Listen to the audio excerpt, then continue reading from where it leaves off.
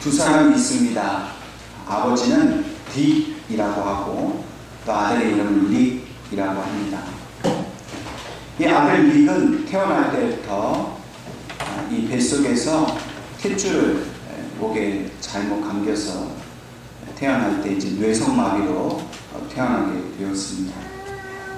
뇌성마비로 태어나다 보니까 전혀 부모와 의사소통이 되지 않고 또 말도 할 수가 없었습니다. 실망스러웠지만 그러나 이 부모는 이 아이에 대한 희망을 결코 버리지 않았습니다.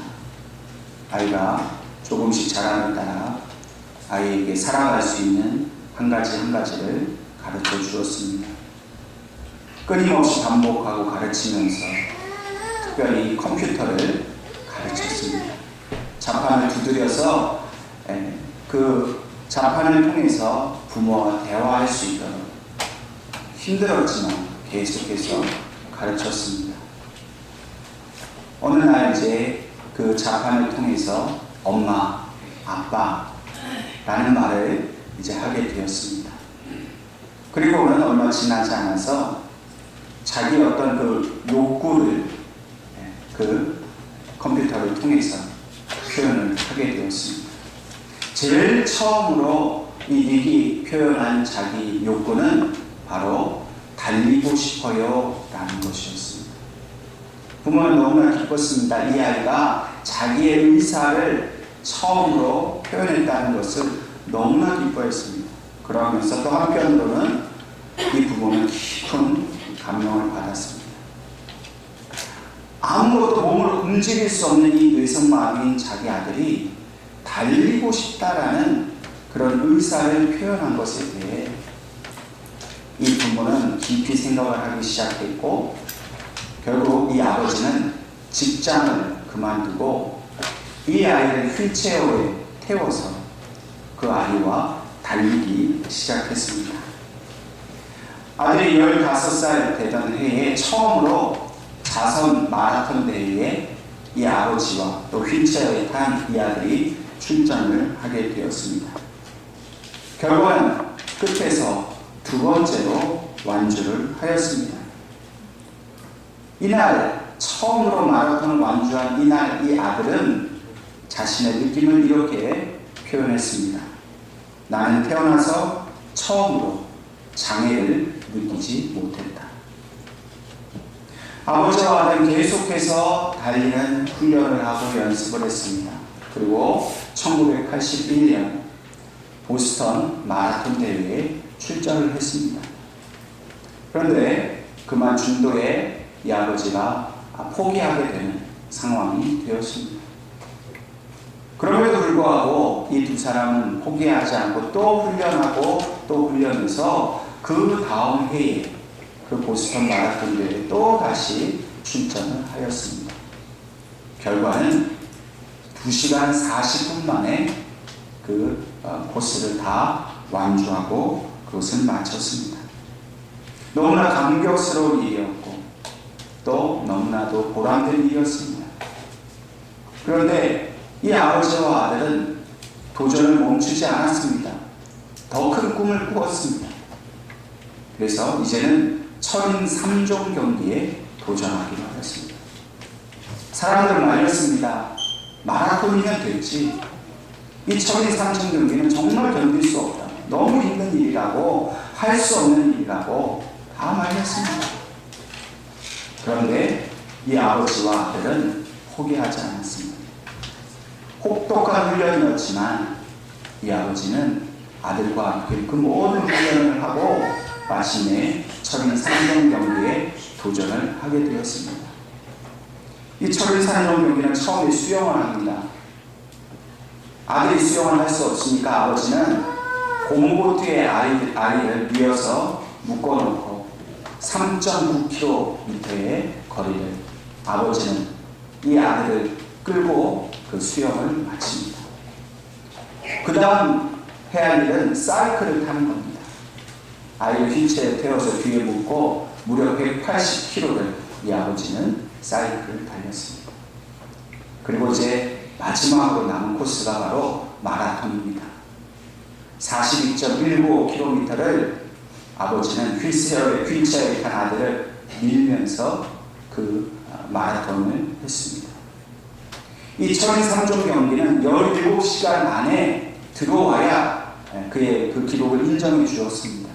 그런데 놀랍게도 15시간 만에 이 아버지와 아들은 결승점에 도달하게 되었습니다.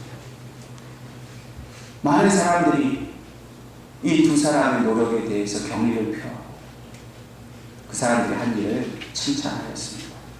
그러나 정작 가장 기쁘고 그 일에 만족한 사람은 바로 이 아들이었습니다. 아들은 이날에 자기의 그 기분을 이렇게 말했습니다.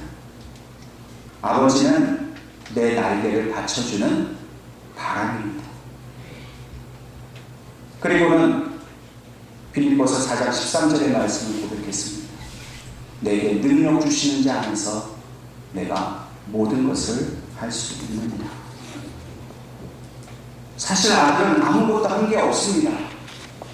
이 아들은 그저 휠체어를 탔을 뿐입니다. 고무 보트에 누워 있었을 뿐입니다. 그러나 그 휠체어를 움직여서 아들이 그 바람을 느끼고 달리는 기분을 느낄 수 있도록 한 것, 그 보트를 타고 그 물살을 가르도록 한 것은 오직 아버지의 힘 때문이었습니다. 이 아들의 고백처럼 이 아들은 그저 날개를 펴기만 했을 뿐인데 아버지의 그 극진한 사랑이 강한 바람이 되어서 그 아들이 날개를 펴고 날아오를 수 있도록 그렇게 한 것입니다. 뇌성마비를 앓은 이 장애인 아들은 아무것도 할 수 없었지만 그러나 그의 고백처럼 모든 것을 할 수 있었던 이유는 오직 아버지의 그 헌신과 그 사랑 때문이었던 것을 우리에게 말씀해 주고 있습니다. 오늘 본문 말씀에서도 우리 아버지의 그 사랑은 바로 우리의 모든 죄에 대해서 긍휼을 베푸시는 사랑이라고 시편 기자는 고백하고 있습니다. 오늘 이 죄는 마치 이 장애를 앓고 있는 아이와 같습니다. 뇌성마비는 아무것도 할 수 없게 만듭니다. 마찬가지로 우리가 죄를 가지고 있으면 이 장애인과 같이 아무것도 움직일 수 없는 상태가 됩니다. 손 하나, 발가락 하나 움직이지 못하는 절대 무능의 상태가 되는 것, 그것이 바로 죄를 가진 인간의 모습입니다.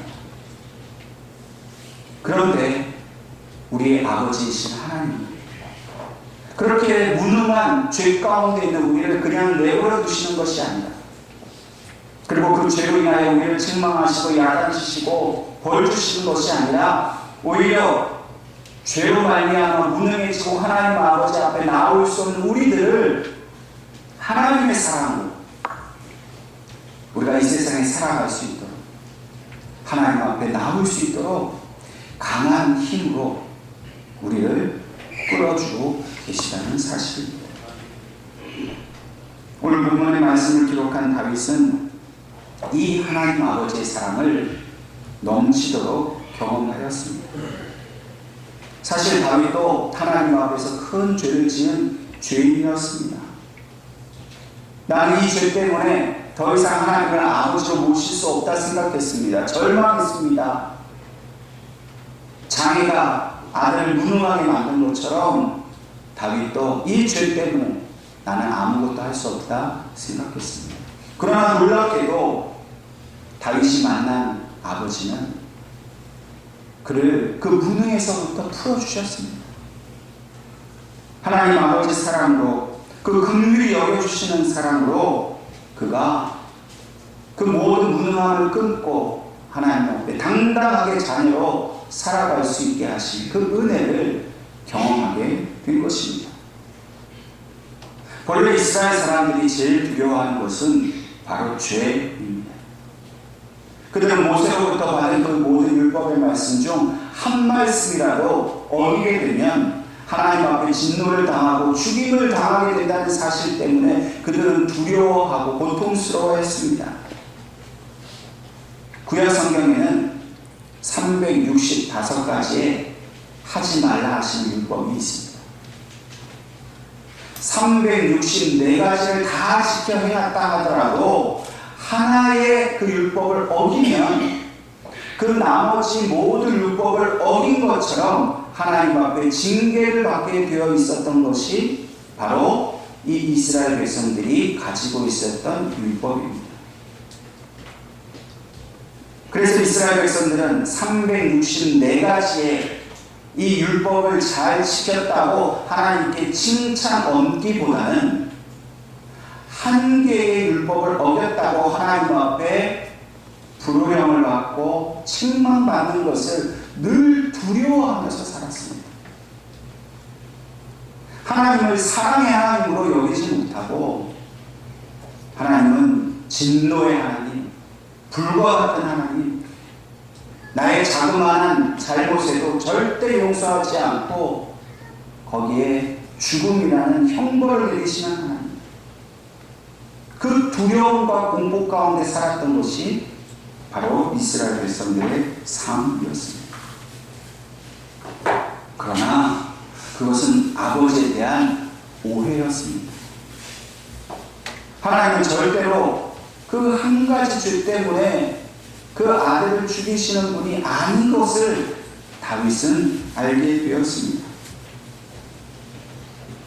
다 모든 99가지를 잘하다가 한 가지 잘못했다고 양한치시는 하나님이 아니라 오히려 365가지 모든 율법을 다 어겼다 하더라도 그 모든 잘못을 용서해 주시고 긍휼과 자비를 베푸셔서 끝까지 기다리시는 하나님이신 것을 다윗은 알게 된 것입니다. 우리 인간인 부모들은 어떻게 합니까? 자녀들의 잘못에 때로는 오랫동안 분노합니다. 아주 크게 잘못한 경우에는 아주 오랫동안 용서하지 못하는 경우가 있습니다. 그러나 오늘 본문 9절의 말씀처럼 하나님은 우리의 죄에 대하여 그 노를 영원히 품지 아니하신다 말씀하십니다.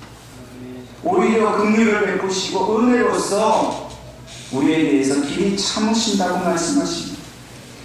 오늘 우리에게 주신 하나님의 사랑의 본질은요, 우리가 지은 죄에 대해서 책망하시지 아니하고 오히려 그 잘못을 깨닫고 돌아올 때까지 기다려주시는 그 하나님의 사랑을 우리에게 말씀해 주십니다. 그런데 우리는 어떻습니까? 사실 우리들은 자녀의 잘못에 대해서 그렇게 너그럽지 못합니다. 우리는 자녀가 조금만 거슬리는 말을 하거나 잘못된 행동을 하면 그 자리에서 야단칩니다.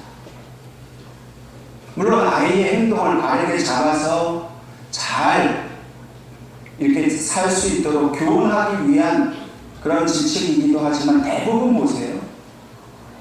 그 아이를 위한 교훈적인 지책이라기보다는 내 분노를 참지 못해서 내 화를 아이에게 쏟아넣는 경우가 사실은 대부분입니다. 하나님은 그렇지 않으시잖아요. 우리가 좀 잘못했다고 즉시로 야단치시고 혼내고 상처를 주고 하시는 분이 아니라 참으신다는 겁니다. 물론 우리가 아이들을 교육을 하기 위해서 훈계는 분명히 필요합니다. 잘못된 것을 그냥 내버려두고 그냥 오냐 하면 더 훨씬 나빠집니다. 나중에는 감당할 수 없을 만큼 아주 엉망인 자녀가 됩니다. 그래서 매를 들어서라도 아이를 잘 가르쳐야 하는 것은 그러나 당연하지만 그러나 자칫 잘못해서 부모의 그 분노의 감정이 자녀들에게 잘못 전달된 만큼 그렇게 아프게 훈계하거나 지나친 훈계는 오히려 자녀들의 마음에 상처를 줄 수가 있습니다. 요즘 아이들 초등학교만 들어가면 사춘기는 말할 것도 없고요. 초등학생만 돼도 함부로 야단 못 칩니다. 옛날에야 야단 치면 자녀들이 부모님께 제가 잘못했다 하고 순수하게 그죠? 다시는 안 그러겠다 하고 부모의 마음에 들게 하려고 아이들이 많이 노력을 하잖아요. 근데 요즘 애들 누가 그렇게 합니까? 부모가 한마디만 해도 옷 대들고 반항하고 자기가 옳다고 부모와 논쟁하려고 그거 꺾겠다고 더 야단 쳐보세요. 애들 마음 오히려 삐뚤어지고 뭐 이거 회복하기가 여간 어려운 게 아닙니다. 그런 시대가 되었어요. 그런데 하나님은 우리가 그렇게 하지 않으신다는 거예요. 하나님 우리에게 길이 참으신다고 말씀하십니다. 왜 그렇게 참으실까요? 그 당장에 잘못한 것에 대해서 따끔하게 징계하시고 혼내고 야단쳐서 바로 잡으려고 하는 것보다도 그 잘못에 대해서 기다려주시는 것이 더욱더 우리에게 유익이 되기 때문에 정말 우리를 생각하셔서 하나님은 야단치시는 것보다는 기다리시는 편을 택하시는 겁니다. 또한 하나님은 자녀된 우리들이 변화될 것을 소망하시기 때문에 우리의 잘못에 대해 기다려주셔요. 조금만 참아주면 우리가 더 잘할 것을 아시기 때문에 지금 야단쳐서 바라잡기보다는 혼을 내기보다는 사랑으로 기다림으로 우리가 더 좋은 하나님의 자녀가 될 수 있도록 우리에게 기회를 주시는 겁니다. 그럼 하나님은 우리에 대해서 늘 긍정적인 분입니다. 여러분 우리는 어떻게 합니까? 자녀가 뭐 계속 말해도 말 안 들으면 대번에 부정적으로 말하잖아요. 아이고 저거 안 되겠다. 저 틀렸다. 싹수가 녹았다. 우리는 그런 말로 아이들의 길을 죽여요. 한두번 잘못한 거 가지고 그 아이의 인생에 도움이 되지 않도록 오히려 상처가 되도록 자꾸만 길을 죽입니다. 아이들이요 그 작은 잘못을 자꾸 혼나다 보면요 마음에 계속 부정적인 마음이 쌓입니다. 아 나는 안 되는가 보다. 99가지 잘한 건 칭찬 안 해주고 한 가지 잘못했다고 그렇게 야단치고 너는 안 된다. 너 누구 닮아서 그러냐. 그런 말로 계속 상처를 주니까 아이들이 잘하고 싶은 마음이 없는 거예요. 한 가지 좀 잘못했어도 기회를 주고 또 계속해서 참아주고 바래주면 아이가 본인도 잘못한 걸 아니까 내가 이건 다시는 실수하지 않아서 부모 실망시키지 말아야겠다. 그렇게 노력할 텐데 우리는 아예 그 노력할 기회조차도 주지 않고 그냥 그 자리에서 묵살하고 아이에게 부정적인 마음을 심어준다. 하나님은 우리가 그런 것을 알고 계시기 때문에 우리가 기죽지 않게 하십니다. 죄 때문에 우리가 상처받고 우리가 죄 지은 것 때문에 얼마나 자책하고 하나님 앞에 죄인 때문에 우리가 얼마나 스스로 주눅들어 삽니까?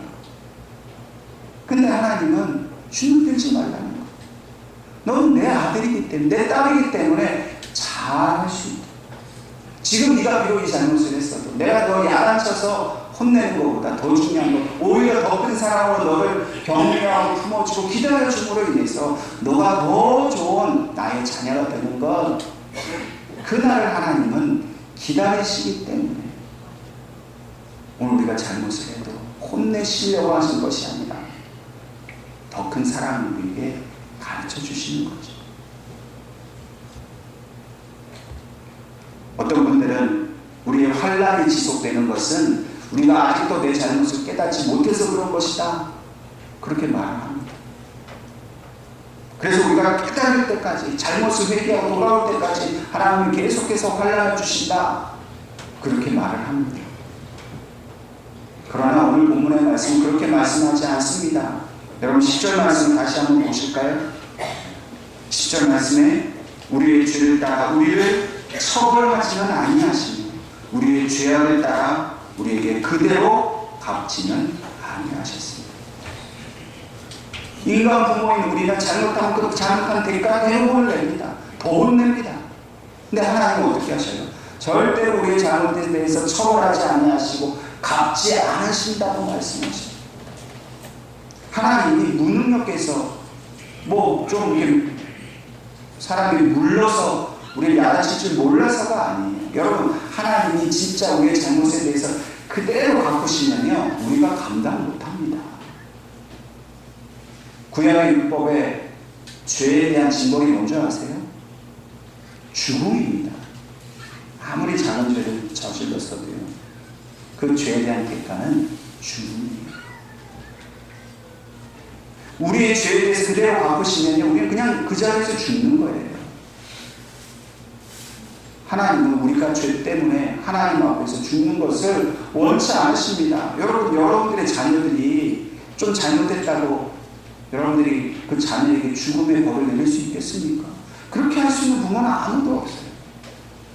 하나님도 그렇게 하시지 않습니다. 우리를 징계하시는 것보다 차라리 우리를 용서하시고 참고 기다리시는 쪽을 하나님은 택하셨어요. 자꾸만 우리 잘못했다고 야단쳐보세요. 우리가 더 하나님께 멀어질 뿐이죠. 하나님이 바라시는 건요, 우리의 죄를 바로잡는 게 아니라 우리가 하나님의 자녀가 되는 거예요. 정말 사랑받는 자녀가 되고 하나님을 정말 사랑하는 그런 좋은 부자관계, 그 부녀 관계를 유지하는 거, 그걸 원하시는 거지. 자꾸만 우리를 책망해서 바로잡는 거 원치 않으신다니까. 하나님과 우리 사이에 죄가 있으면 그 죄 갖고 자꾸 얘기하다 보면 결국 하나님과 우리 사이가 멀어질 것을 아시기에 아예 하나님은 우리를 하나님 가까이 두시는 방법을 택하셨어요. 그게 뭐냐면 우리의 죄를 아예 멀리 옮겨버리십니다. 하나님과 우리 사이에 있는 죄를 아예 없애버리시는 거예요. 그래서 하나님과 우리 사이에 다시는 죄로 인해서 분쟁이 생기지 않고 다툴 필요가 없이 하나님과 우리가 온전한 사랑 가운데 있게 하신다는 겁니다.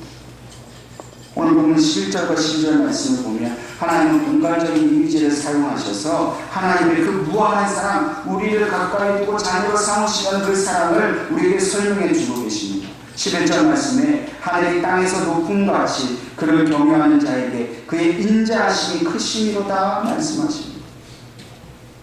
여러분, 땅이 하늘을 만날 수 있나요? 불가능합니다. 하늘에 끝이 없어요. 그 끝도 없는 곳을 땅이 쫓아가서 만날 수가 없습니다. 이러한 표현은 결코 만날 수 없는 하나님의 그 무한한 사랑을 말씀하시는 것. 하늘이 땅에서 먼 것과 같은 그 인자하심이 크다. 하나님의 사랑은 그만큼 크다는 것을 우리에게 말씀하십니다. 하나님은요, 끝까지 참으세요. 우리는 한 3번은 참죠. 하나님은 30번, 300번. 영원한 시간 동안 우리가 돌아오기만을 기다리고 또 기다리십니다. 그럼 그 기다린다는 사실을 알고 있는 우리가 한두 번은 반항하고 내가 이렇게 죄를 지으면 하나님 나를 버리시겠지, 나를 책망하시겠지, 막 때로 무섭다가도 별의별 마음이 다 들다가도요, 결국 하나님이 나를 책망하시기보다는 나를 기다리신다는 사실이 우리 마음속에 확인이 되면 우리는 그 사랑 앞에 항복할 수밖에 없는 거예요. 돌아갈 수밖에 없는 거예요. 아니, 죄를 지으면 야단을 치셔야 되는데 야단을 안 치십니까? 죄 짓는 게 의미가 없어집니다. 잘못을 하기보다는 이제는 그 아버지의 사랑으로 돌아가고 싶은 마음이 우리 속에 계속해서 일어나는 거예요. 여러분, 우리가 우리 자녀들을 왜 내 자녀라고 인정합니까? 공부 잘해서요? 좋은 대학 갔기 때문에? 내 기대를 잘 만족시켰기 때문에? 그래서 나는 내 자녀다 하는 부모가 있습니까? 없어요. 말도 안 듣고 내 뜻대로 잘 커주지도 않고 교회도 안 나가고 속세기고 문제만 일으키고 해도 그 안에 내 자녀입니다. 누가 뭐라 해도 그 안에 내 아들이고 딸이에요. 우리가 예배 잘 드렸다고, 헌금 많이 했다고, 전도 많이 했다고, 성경 말씀 잘 지켜 살았다고, 죄 안 지었다고 하나님 우리 사랑하시는 게 아니에요. 오히려 하나님 우리가 죄 가운데 있을 때 우리를 사랑하셨어요. 우리가 그 죄 문제 해결하지 못하잖아요.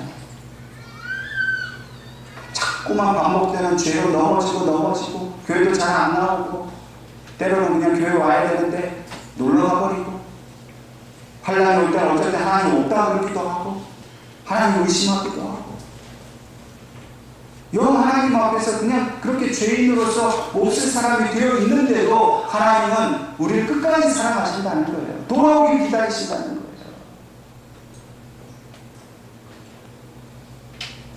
또한 하나님 12절 말씀에 동이 서에서 먼 것 같이 우리의 죄과를 멀리 옮기셨습니다. 결국 하나님이 그 죄 가운데 있는 우리를 곁에 두시려고 동이 서에서 먼 것 같이 죄를 버리셨다. 우리를 버리는 게 아니라 우리를 괴롭히는 죄를 버리셨어요. 여러분 동족과 서족이 만날 수 있어요? 못 만나요. 동과 서는 영원히 서로 반대죠. 다시 우리에게 돌아올 수 없도록 죄를 그렇게 멀리 던져버리셨다는 거예요. 그래서 하나님의 사랑이 우리 안에 온전히 거할 수 있도록 다시는 그 부자지간의 관계를 죄가 깨뜨리지 못하도록 죄를 멀리 치워버리셨어요.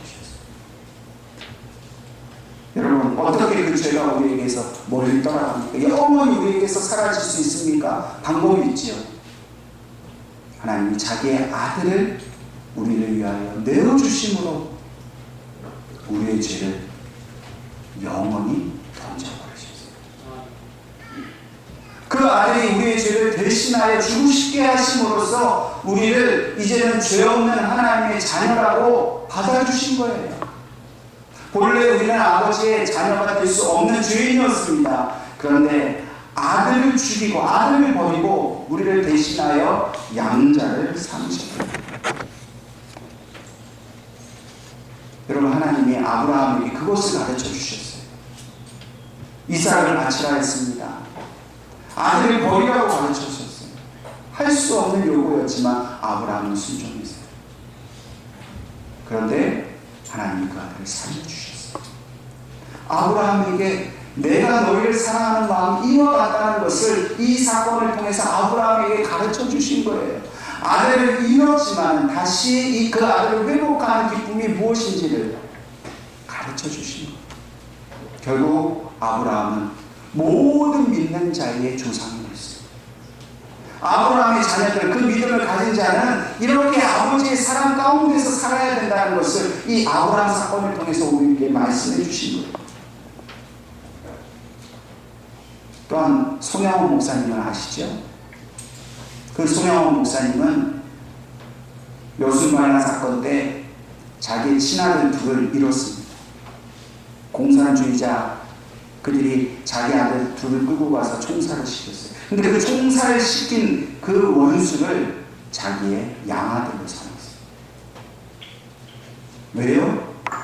하나님께서 원수된 나를 용서해 주셔서 양자 삼아주신 그 은혜를 송영원 목사님 아신 거예요. 나 같은 죄인도 하나님이 아들 삼아주셨는데 내 두 아들을 죽인 저 원수를 내 아들로 삼지 못할 이유가 무엇이 있느냐? 하나님이 그렇게 하셨는데 내가 그렇게 해야 되는 거다. 내 두 아들을 죽인 원수를 처형하고 처벌해서 죽여서 원수를 갚는 편을 택하지 않고 오히려 그 아들을 용서하고 자기의 양자로 삼는 하나님의 사랑의 편에 서신 것. 로마서 8장 13절 16절 말씀에 너희가 육신대로 살면 반드시 죽을 것이거든 영으로서 몸의 행실을 죽이는 삶이니 무릇 하나님의 영으로 인도함을 받는 사람은 곧 하나님의 아들이라. 너희는 다시 무서워하는 종의 영을 받지 아니하고 양자의 영을 받았으니 우리가 아빠 아버지라고 부르짖느니라. 성령이 친히 우리의 영과 더불어 우리가 하나님의 자녀인 것을 증언하시나니. 우리가 육신대로 살면 죽고 없어지지만 하나님께서 우리가 영으로 살 때에 우리에게 양자의 영을 부어주시고 아들의 생명을 버리고 친아들의 생명을 버리고 전혀 남이고 원수되었던 우리를 하나님의 양자로 삼아주신 거예요.